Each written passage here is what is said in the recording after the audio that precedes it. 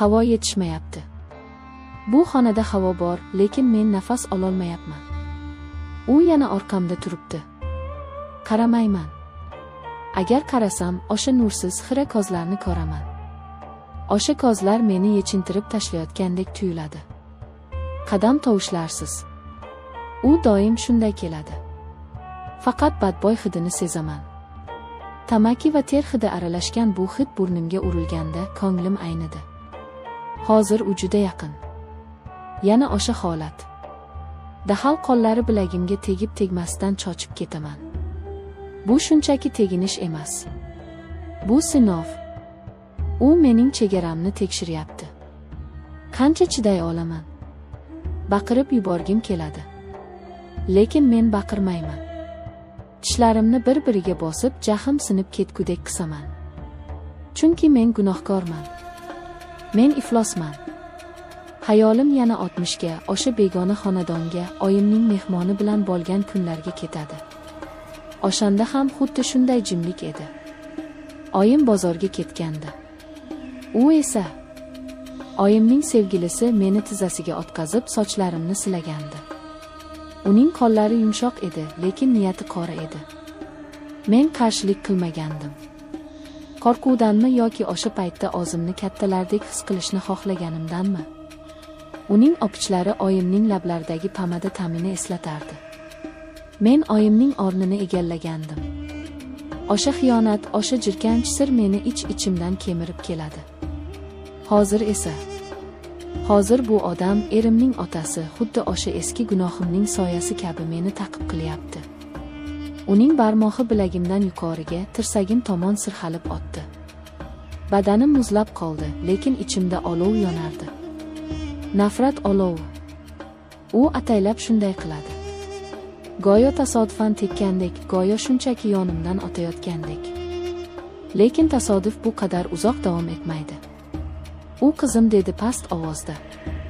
Ovozida otalik mehri yo'q edi. Charchamadingmi? Bu savol emas. Bu taklif. Bu tahdid. Men javob bermadim. Ishimni davom ettirishga harakat qildim, lekin barmoqlarim menga bo'ysunmasdi. Uning qo'li endi yelkamga yaqinlashdi, u quchoqlamoqchi edi. Uning tanasi menga suyanib turardi. Bu yaqinlikdan ko'nglim aynirdi. Erim qayerda? U har doim kerak paytda yo'q bo'ladi. Yoki kor bo'lishni xohlaydi. Balki u ham biladi. Balki butun dunyo meni tomosha qilib ustimdan kulayotgandir. Mana onasining oynashiga kelin bo'lgan qiz endi qaynotasining o'yinchoqiga aylanmoqda deb pichirlashayotgandir. Qaynotamning qo'li belimga tushdi. Bu tasodif emas. Uning barmoqlari badanimga botib ketyapti. Men esa haykaldek qotib qolganman. Qochishim kerak. Lekin oyoqlarim yerga yopishib qolgan. Bu uy, bu muhit meni yutib yuborgan. Qo'rqma deb pichirladi u quloqimga. Uning lablari quloqimning yumshoq qismiga tegib ketdi. Bu teginishdan butun tanamni titroq bosdi. Qaynotamning ikkinchi qo'li ko'tarildi. U endi meni to'liq quchoqlamoqchi. Men uning yuragini tez urishini eshityapman. U hayajonlanyapti. Bu uni zavqlantiryapti. Mening jimligim, mening qotib qolganim unga ruxsatdek tuyulyapti. Birdan ogirildim. U kutmagandi. Ko'zlarimiz to'qnashdi. Uning ko'zlarida qo'rquv yo'q, faqat shahvat va o'ziga ishonch bor. U meni hech kimga aytolmasligimni biladi. Kimga aytaman? Erimgami? U otasiga ishonadi. Ular meni ayblashadi. O'zi quyruq likillatgandir, deyishadi. Axir mening 60im bor. Oyisining oynashi bilan bo'lgan qizdan nima kutish mumkin? Nima qilyapsiz dedim, lekin ovozim o'zimga ham eshitilmadi. Bu shunchaki og'iz qimirlashi edi. U jilmaydi. Bu tabassum emas, bu yirtqichning tishlarini ko'rsatishi edi. Hech narsa, dedi u qo'lini belimdan olmasdan. Barmoqlari yana harakatga tushdi, endi biroz pastroqqa siljidi. Shunchaki charchaganingni bildim. U yolg'on gapiryapti. U biladi.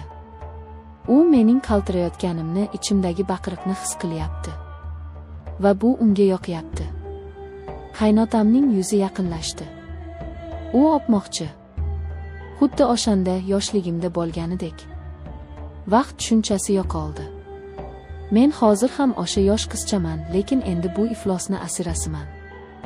Ikkala holatda ham men qurbonman. Qaynotamning lablari yuzimga tegdi. Sovuq va o'ta jirkanch. Men qimirlamasdim. Men o'likman. Tiriklar bunday azobga chiday olmaydi. Faqat o'liklargina indamay tura oladilar. U meni mahkam quchoqladi. Suyaklarim qisirlab ketdi. U endi qoyib yubormaydi. Uning nafasi mening nafasimga aralashib ketardi. Biz bitta iflos vujudga aylanib ketgandik. Yordam yo'q. Hech kim kelmaydi. Chunki men o'zim shu yo'lni tanlaganman. O'sha ilk bor oyimning sevgilisiga jilmayib qo'ygan kunimdayoq men o'z taqdirimga imzo chekkanman. Bu odam esa o'sha gunohimning aks sadosi. U quloqimga nimanidir pichirlardi. Sozlarni tushunmadim, faqat tovushni eshitardim. Men ko'zlarimni ochmayman. Ochsam haqiqatni ko'raman. Haqiqat esa shuki, men bu jirkanch quchoqdan qochishni xohlamayapman. Chunki men balchiqqa botib bo'lganman.